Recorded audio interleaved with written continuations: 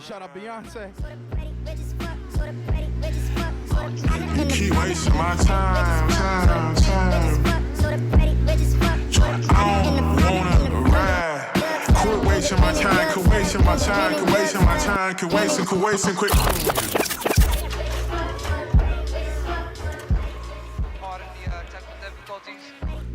Welcome back.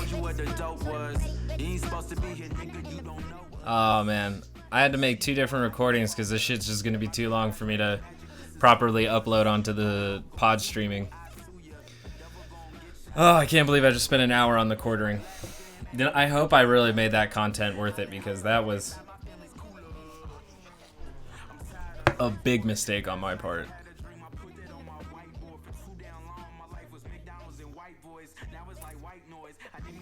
Woo. That's more technical difficulties from Brockhampton, which is perfect for that segment segue because technical difficulties and I'm back. Oh man. Next up, we have Tucker Carlson, the old Tucky Poo. And he's going to tell us why Democrats, fires, and the climate misinformation campaign is happening and you don't know it. I don't know. I don't really know what he's going on about, but I'm sure he'll illuminate us. Join me later. I think I'm just going to stream games. I don't give a fuck. But this is recorded, so and it all depends on when I upload it, too. So I don't know when you're going to be hearing this, but follow me on Twitter for updates, and you'll get those. Hey. Good evening and welcome to Tucker Carlson Tonight. Massive wildfires, unprecedented in their scope, continue to sweep across huge portions of the West tonight. In Oregon, 500,000 residents have been forced to evacuate their homes. That's 1 of every 10 people in the entire state. Dozens are dead, including small children. But the fires still are not close to contained. Watch this report from Fox's Jeff Paul. Months of tinder dry conditions added to days of high winds and hot temperatures, creating a perfect firestorm across the West.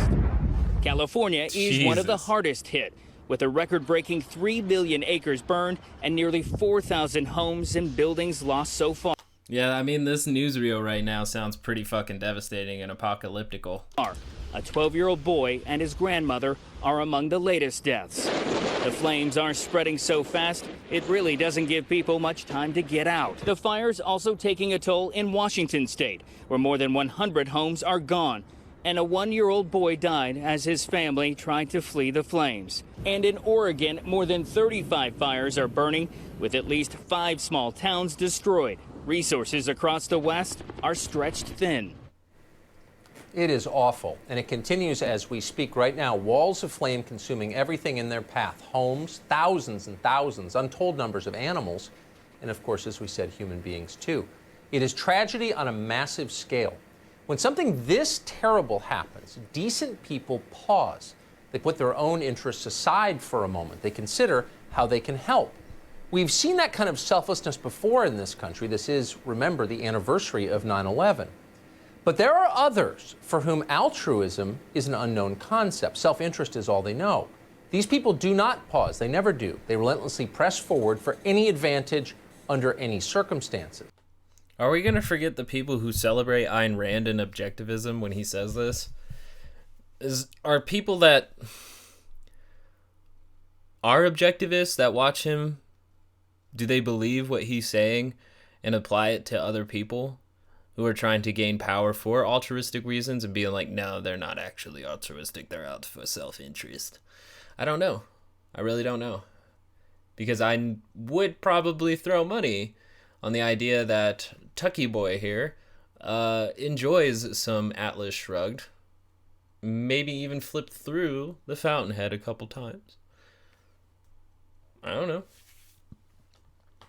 They see human suffering as a means to increase their personal power.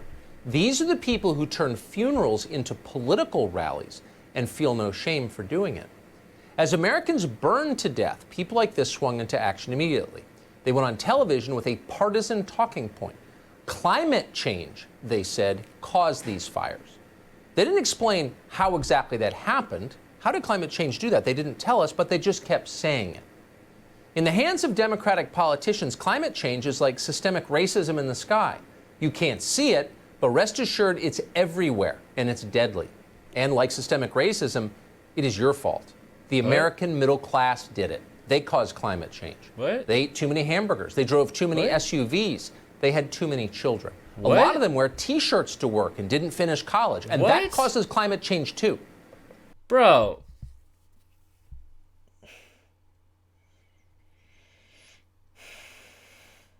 He's like reading these off as if they are the reason that it's climate change, or that somebody's been saying that this is the reasons for climate change. But where's the part where we get like the truth of the effects of climate change? Not that it is a natural occurring event or phenomenon, because it is. The Earth's climate changes. That's a thing. But also, human caused climate change is another, or how's the best way to put it? A human contributed climate change, or how we contribute to climate change, or what we contribute to climate change, I guess would be a clear way to say it. That's what we'd really need to focus on here, because we do contribute. Now, what, how, why, all of that should be answered. But we're not. He's throwing someone else's words in their mouth. Someone who actually discusses the issue and says we have problems with the way we've structured society that are causing this. And yet he's throwing the words out as if it is the citizens' fault for existing in society in the conditions that it is in, for them not doing enough to alleviate the contributions to climate change by humans, by us, by the way we live, by what we do, how we consume energy, all of that jazz. So, Tucker, I really hope you're going to come in here with, here's how wildfires are being exacerbated by drier summers, why it's drier than it should be, or how we just keep beating heat record after heat record. Some are saying this might be the coldest summer we see in 100 years. I heard that at work. So let's And move worst of all, some of them may vote for Donald Trump in November. And if there's anything that absolutely, definitively causes climate change, and literally over 100% of scientists agree with this established fact, it is voting for Donald Trump. You might as well start a tire fire in your yard. It's so weird how he does that. Like that method here where like they say this is what you are and I don't believe it. It's so weird because man, it's like he is trying to be the negative version of a CNN pundit, because I feel like the CNN pundits throw the blame on individuals not doing enough. There was media campaigns on how like people can take the bus more and use less water and all of this stupid shit. When we really found out, I think an article came back out in March that really rich people consume more and also produce more CO2. So they consume more fossil fuels, energy production. They consume more of that as well, and then also produce more emissions in doing so. So it's actually more rich Americans' faults exploiting society as it is, rather than improving it. I mean, they're slowly getting into it. You know, richer people are driving Teslas and other electric vehicles.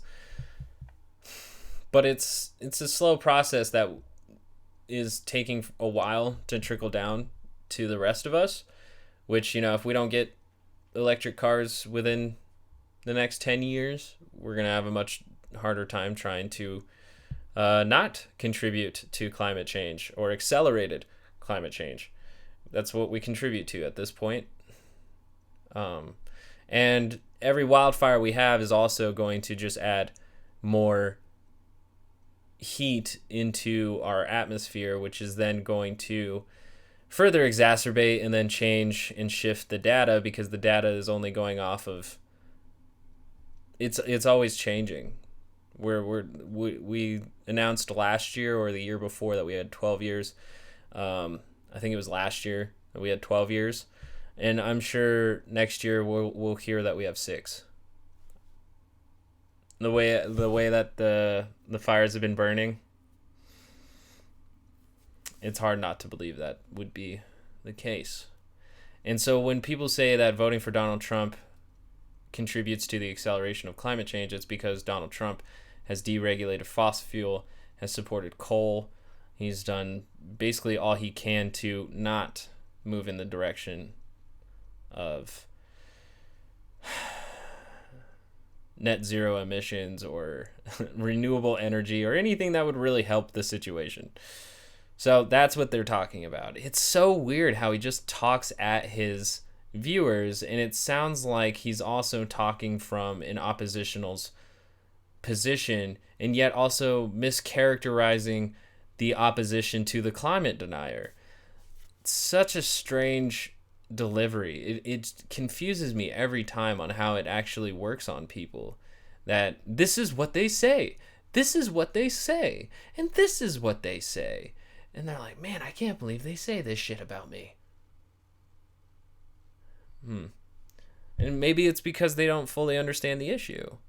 And they don't fully understand the person explaining it to them, how they're explaining the issue. I'm not sure. It doesn't help, though, that Tucker Carlson fills other people's mouths with words, and then also, I don't think he's going to bring on an expert for this. Joe Biden has checked the science, and he agrees with this. Yesterday, the people on Biden's staff who understand the internet tweeted out an image of the wildfires along with this message, quote, "Climate change is already here, and we're witnessing its devastating effects every single day. We have to get President Trump out of the White House," end quote. So once again, by voting for Donald Trump, you are causing climate change, which causes devastating fires. You, by your vote, have made hundreds of thousands of Oregonians homeless tonight. That's so strange. Yeah, he's doing it again. He's doing it again. He's putting words into Joe Biden's mouth.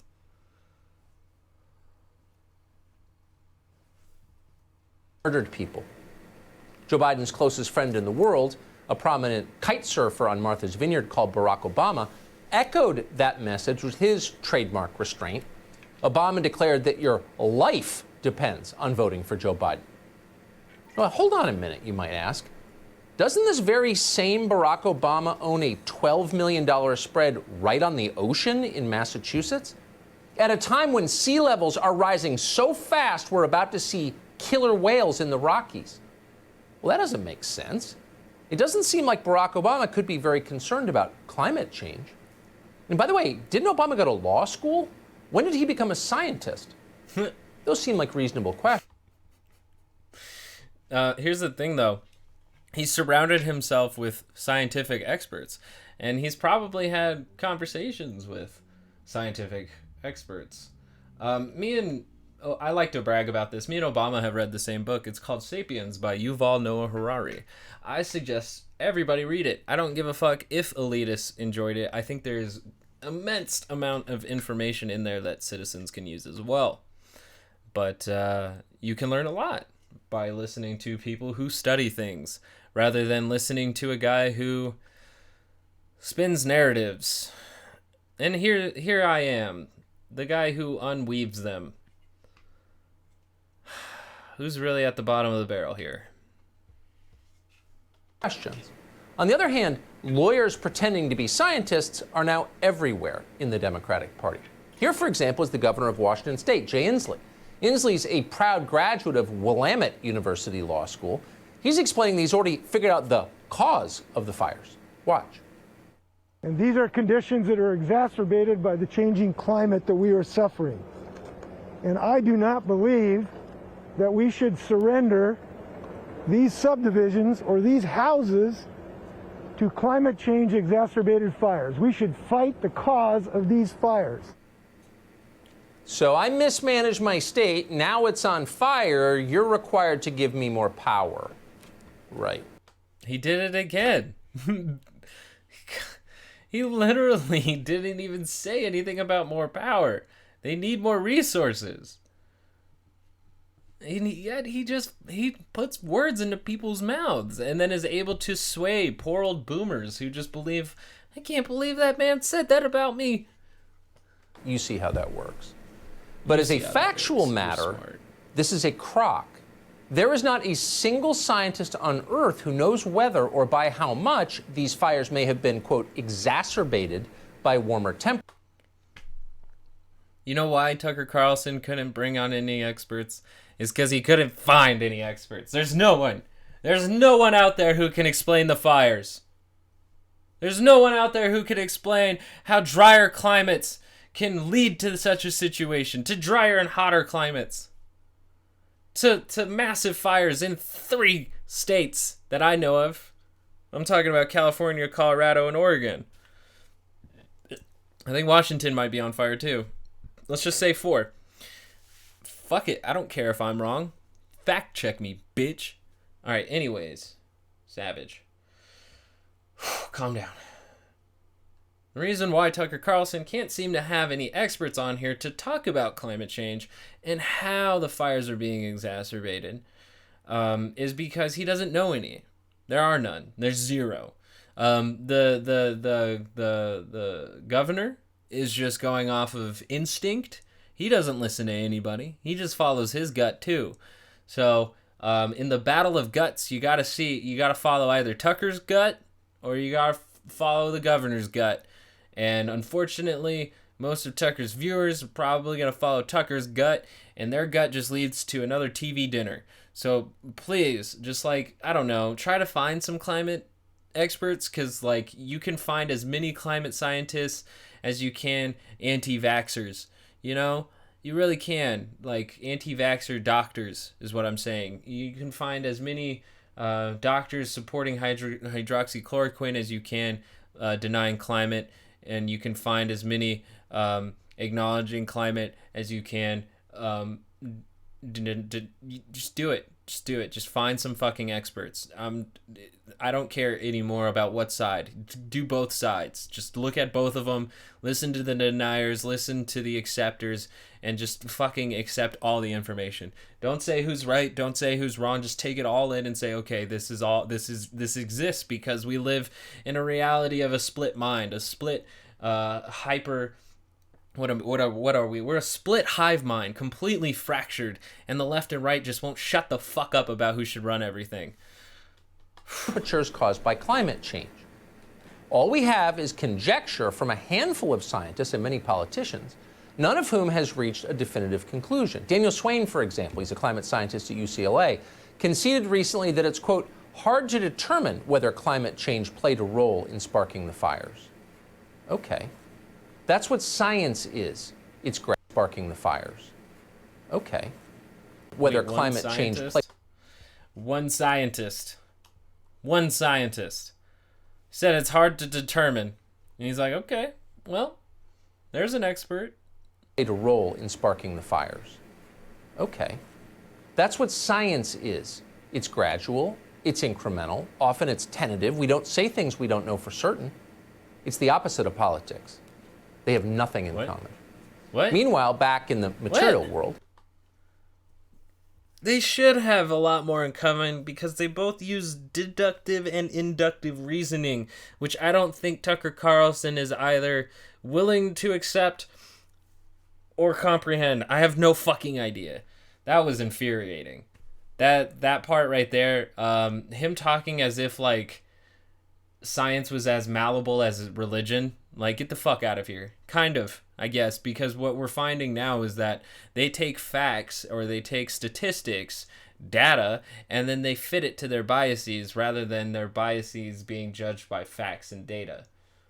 That's why I'm saying you got to just take it all in, all of it. You got to take in as much left and right nonsensical bullshit as you can. Whether you're on the right and you see the left as nonsensical bullshit, you got to take it all in and accept that this is part of reality. This is part of the hive mind. This is part of existence. How the fuck do we meet at the pineal gland, which I think is at the middle? Hear me out. Just fucking hear me out. Now, if you're on the left side, you better start listening to some right shit, because it's existing in the millions and it won't fucking stop. And so what we have to do is try to accept all the information that we can and try to just come into some fucking agreement about what really is going on, and then see if we can try some more experiments, because so far we're just stonewalling each other. Just fucking stonewalling each other, and the world burns around us. We are the most ineffective super god on the fucking planet. It's dumb. Investigators have determined that the massive El Dorado fire in California, which has torched nearly 14,000 acres, was caused by people setting off some kind of fireworks. And then on Wednesday, police announced that a criminal investigation is underway into the massive Alameda fire in Ashland, Oregon, the southern part of the state. The sheriff there said it's too early to say what caused the fire, but he did say human remains were found at the suspected origin of it. So nothing is being ruled out tonight, including arson. All right. Yeah. Yep. So, yeah. I think with modern technology, like, most fires detected early enough can be stopped. When we have the conditions, some arson, I don't know. The sparking of a fire isn't enough to cause the widespread of them.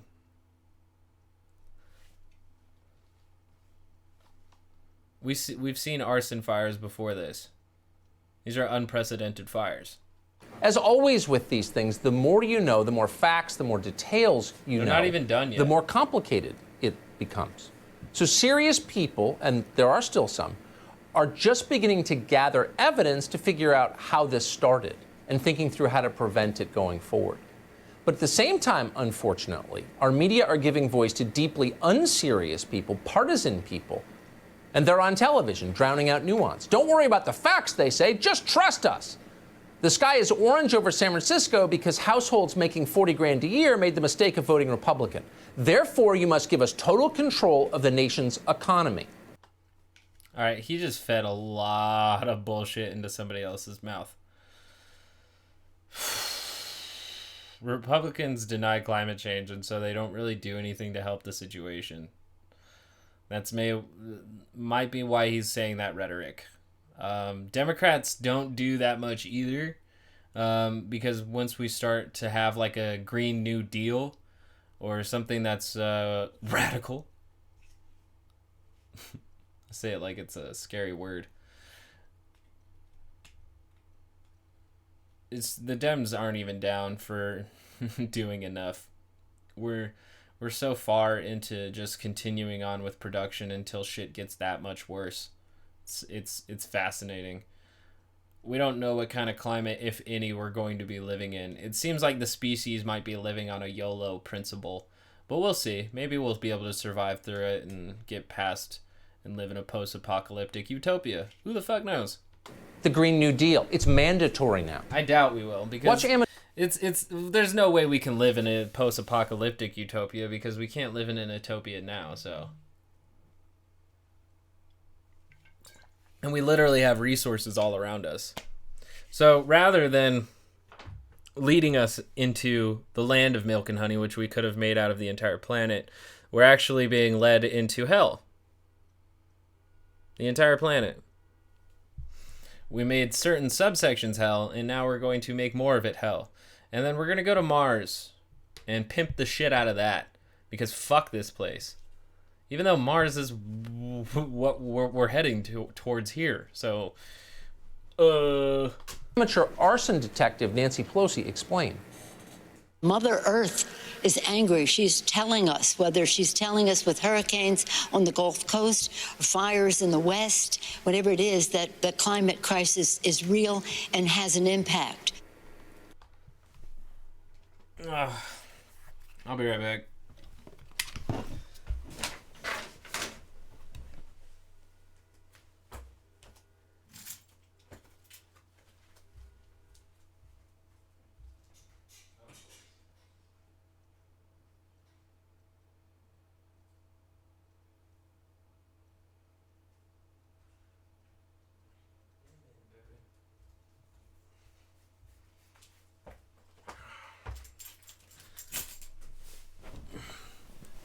Thought that was my car alarm.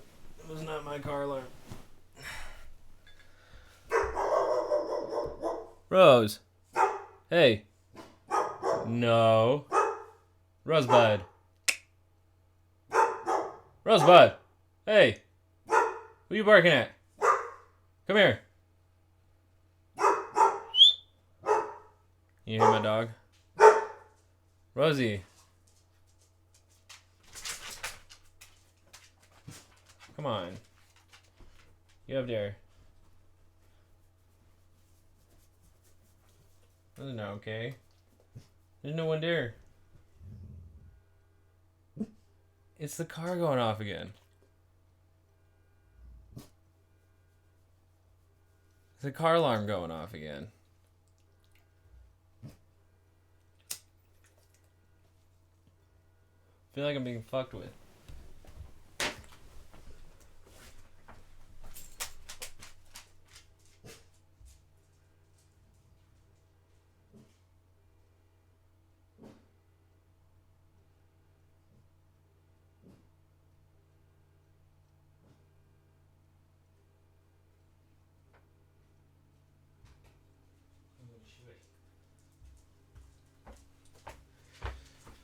Alright, wasting more time. Ugh. Oh, shit. Rosie, don't. Well, this will be the first one I'll have to fucking edit. And I kicked something. Rosie, please.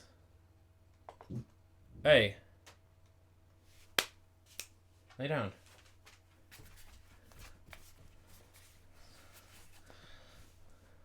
I haven't edited one in a while.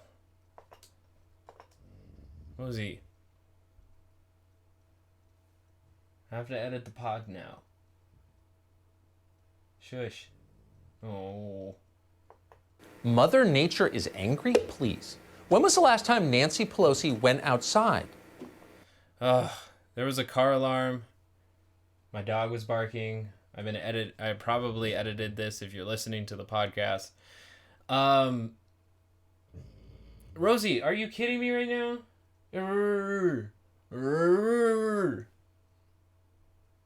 No. No more. There's nothing. So, Nancy Pelosi said Mother Nature's mad at us right now because fighting for the climate is in, because we have the most anti do anything about climate change guy. We have the anti-Green New Deal in office, even though Nancy Pelosi is very much anti-Green New Deal. She don't want to do much. I think she called it a Green New Dream. So, Could she identify a single tree? No one asked her, of course.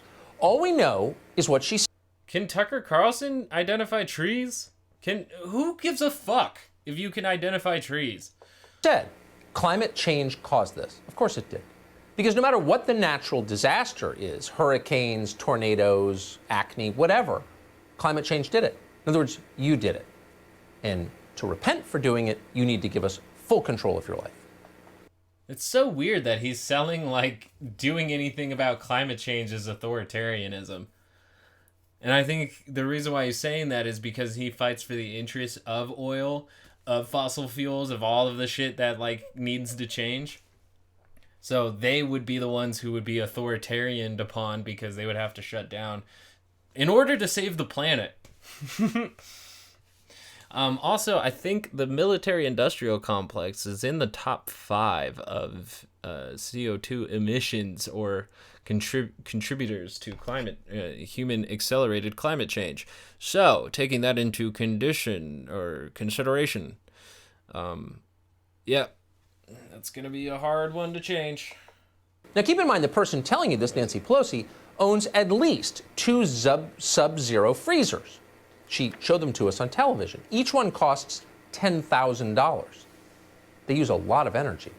And like Barack Obama, like Joe Biden, Nancy Pelosi constantly flies around the country privately between her multi-million-dollar estates. So if she cared about climate... Don't forget, she's an elitist. And I, Tucker Carlson, paid millions of dollars a year. Am not an elitist. Climate change, of course, she wouldn't be doing that. She doesn't, and neither do her supporters.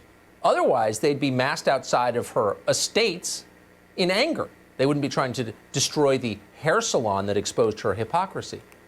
But it's not about science. It's certainly not about the earth. Again, these are people who don't go outside, who know nothing about nature. It's about blaming and ritually humiliating the American middle class for daring to elect someone they don't like. Joe Biden knows that the Pennsylvanians who'd be financially ruined by the fracking ban he supports are the same Pennsylvanians who flipped Pennsylvania red in 2016 for the first time in a generation. They used like a really gnarly filter to like extenuate like wrinkles and like pixelate his face. The way they edited this Biden picture. I want somebody to prove me wrong that it's not edited, but when you look at like certain parts of it, it's so blocky and pixelated. It's fascinating. Makes him look a lot older. Think they're holding a grudge? You bet they are. One of the reasons Joe Biden doesn't go outside, because his handlers won't allow him, is because when he does, he has a tendency to show pure, undisguised contempt for the middle class he supposedly cares so deeply about. In 2019, you'll remember, he openly mocked coal miners. He suggested they just get programming jobs once they're all fired. Watch. I come from a family where, in an area where it's coal mining in Scranton. Anybody who could go down 300 to 3,000 feet in the mine, sure and hell can learn how to program as well. Learn to code! All right, he's got me on that one. Yep. Hilarious. Joe Biden should learn to code. Keep us posted on how that goes. But there isn't time for that. The world is ending. There's no time to pause and savor the deep layers of hypocrisy here. Stop. I would say when we had like major sectors of the economy like that also helped like really produce the prosperity of this country, I feel like we have to do a better job of paying them off with like Social Security and all of that stuff. Yabba. And I feel like maybe that's why Social Security's been ripped away from this following generation, is because they don't really see them as very much part of the prosperity of the economy. I feel like they see mostly this plays in the stock market is what made this country great for the past 50 to 70 years. And that's why they're slowly stripping away that Social Security and all the rest of that. So, yeah. But yeah, like when you have coal miners, they shouldn't have to learn to code. Coal miners should just be paid for the rest of their lives because they risk their bodies to also go into those mines and breathe in that horrible exposure just so that we can all sit here on YouTube and jack off. That's not what I'm doing. What the... save me. We're too busy.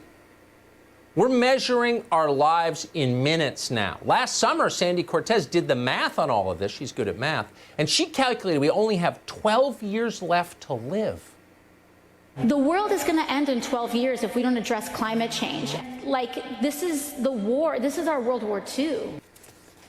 Man, that sounds bad. And we're sorry to wreck your night on a Friday. But actually, it's worse than that. Much worse than that. Consider this. Just 4 months after she gave us that warning, Sandy Cortez tweeted that we only have 10 years to cut carbon emissions in half. So think about that. We lost 2 years in just 4 months. I'm just going to say, though, that we don't really have much of a difference between 10 and 12 when it comes to this issue, because it's going to look a lot worse in 10 years, which would be 9 years from now, and 11 years, 9 to 11 years, 9/11. Oh my God.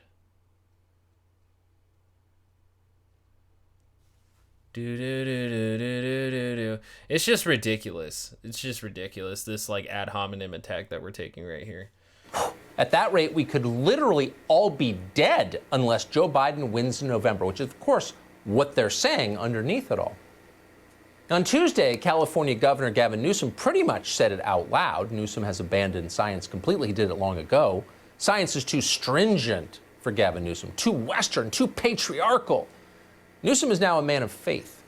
He's decided that climate change caused all of this, and that's final. He's not listening to any other arguments. Watch.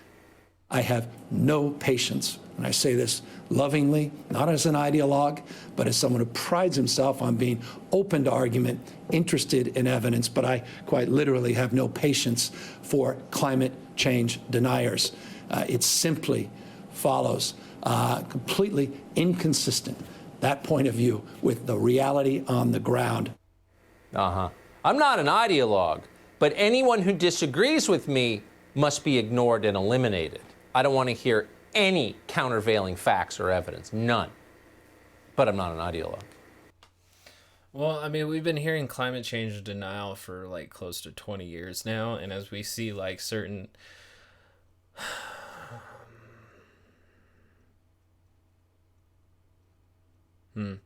as we see certain weather patterns not necessarily following their patterns, we have to acknowledge that. That means we got no room for denying that these patterns are different than what they usually are.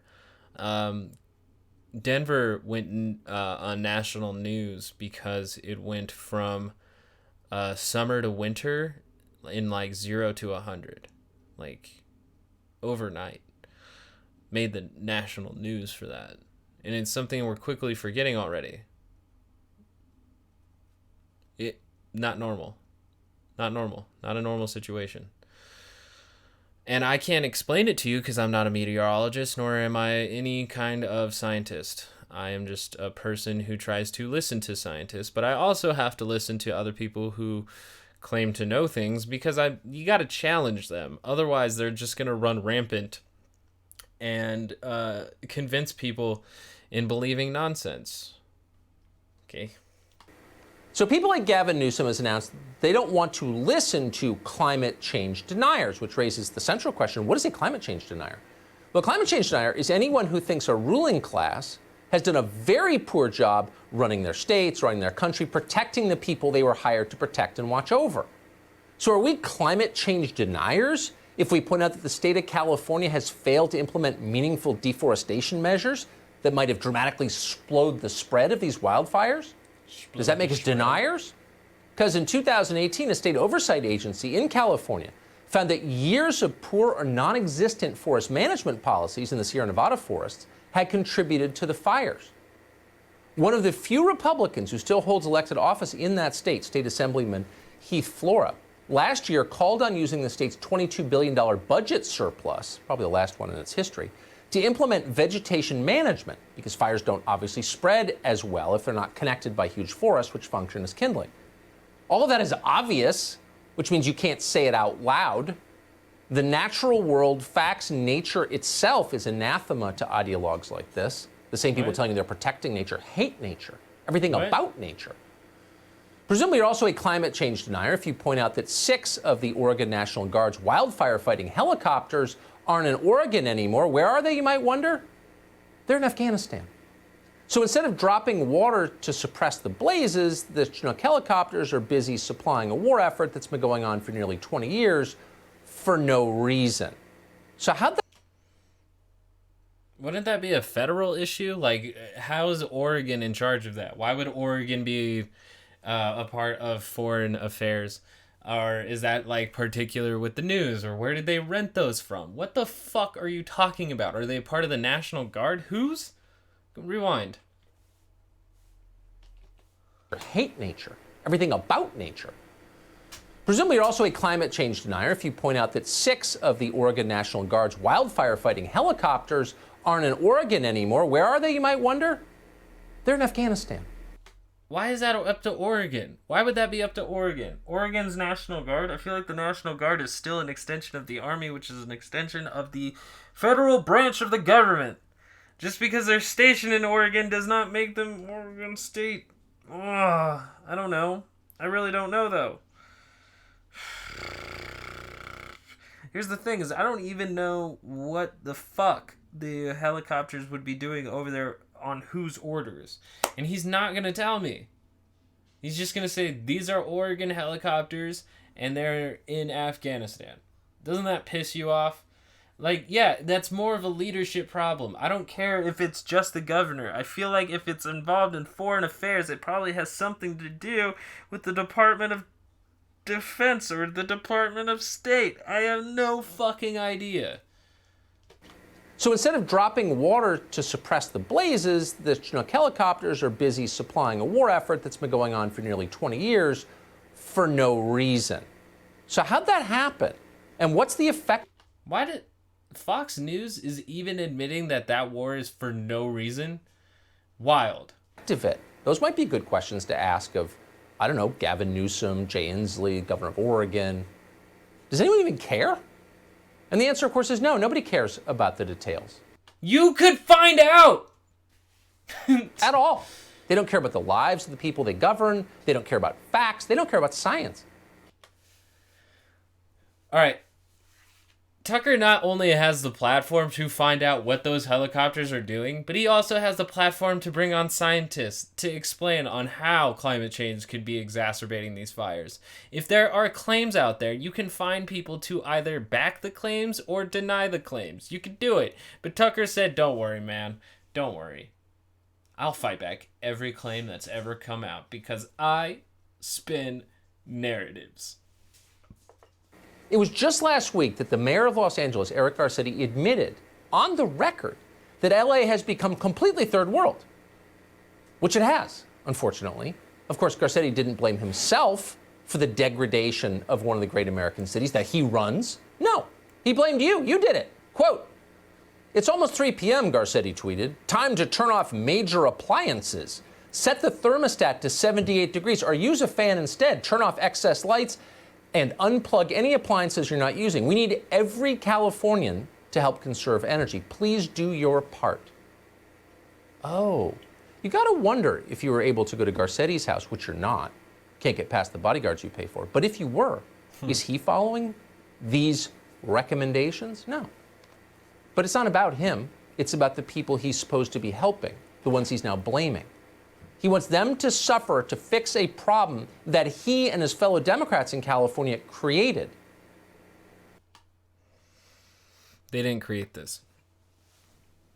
Industrialization did. The way we produce society has created the situation that we're living in. So this is just purely anti-left rhetoric, while also being anti-elitist. He's been on that. He's been equating Democrats with elitism, making them sound like millionaires that just try to tell you what the fuck to do. It's pretty good because when you really think about it, it shifts blame away from like the fossil fuel industry for never switching the power sources, or really not blaming the other parts of the government that didn't give big enough subsidiaries and deals to renewable energy sources and projects like that. So, yeah, let's just blame a mayor who hasn't been there for like 100 years, because it's a 100-year problem that we've created. Yeah. So for what we've done for the past about 100 years, we're going to pay for it in the next. Even now, as residents are facing sweeping power outages in addition to the wildfires. In the meantime, Gavin Newsom has vowed that 50% of the energy in California, 50% of their grid, will be based on, quote, renewable sources within a decade. That means sources like wind and solar power. The truth is, you can't dial up wind or solar in moments of extreme demand. This is denying the fact that we can actually generate more power. We can end up with surpluses with enough energy from the sun in solar panels. One summer can supply us enough. The only thing is if we can improve the technology to capture more of those sun rays for more energy, to better innovate, let's say, a more sufficient way to capture and store sunlight energy, we could last quite a long time without ever even having to turn the panels back on. We could end up with so much energy we wouldn't even know what to do with it.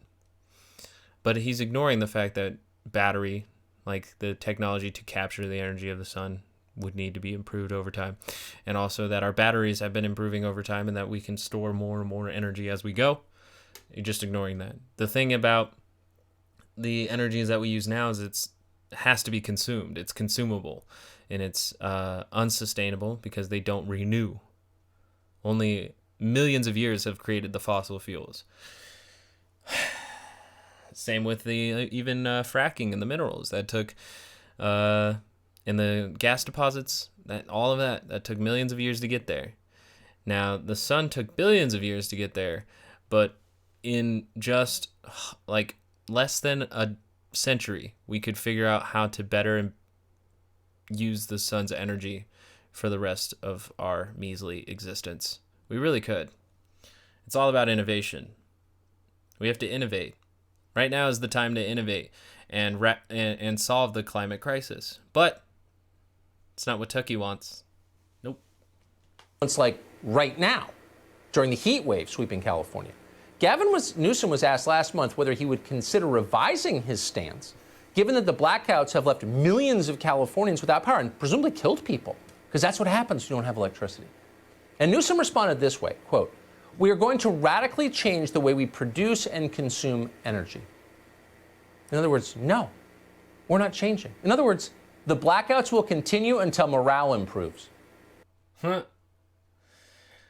Again, putting words in somebody's mouth, and it's just really, it was so bitter. It's so bitter to do news reporting like that, to like report what somebody says and then say, this is what they're saying, when what I do is actually have you say it and then translate, so then like you can compare right there. You can't quote and then say this is what they're saying, because it all sounds like you're filling it in their mouth. You give a certain attitude to it, you give the delivery, and Tucker Carlson is just not acknowledging any exacerbation whatsoever and the need for innovation, true American innovation, something that we're usually so proud of. We need it. We need it now more than ever, but instead we're just going to blame the Dems. Yep.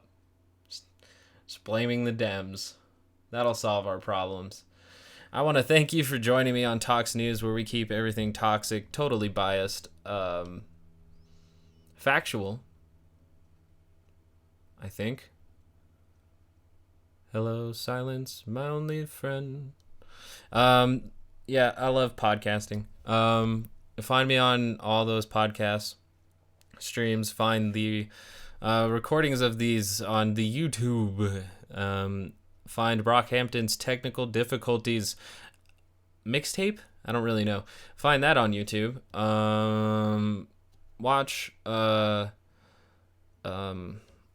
was that movie? Watch Extremely Loud and Incredibly Close, I think was the movie that my roommates were watching last night. Pretty good. It's a little bit healthier to the mind state than Fox News, but that's why you come to TOX, because stuff, right? Shit. I'm losing sense of self, existential crisis. What is purpose? Oh, shit. Fuck. I gotta go play some video games. I'll catch you later. Thank you for joining me on America Can We Save Ourselves? I have been your host, Cucker Snarlson. Good night, baby doll. Yeah.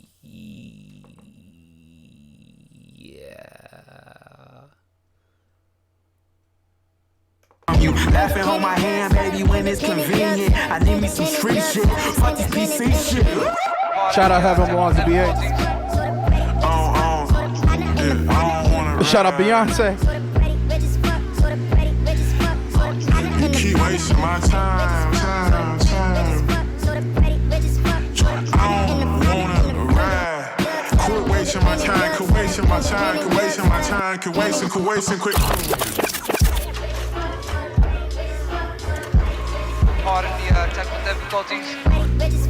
If I told you what the dope was, you ain't supposed to be here, nigga, you don't know us.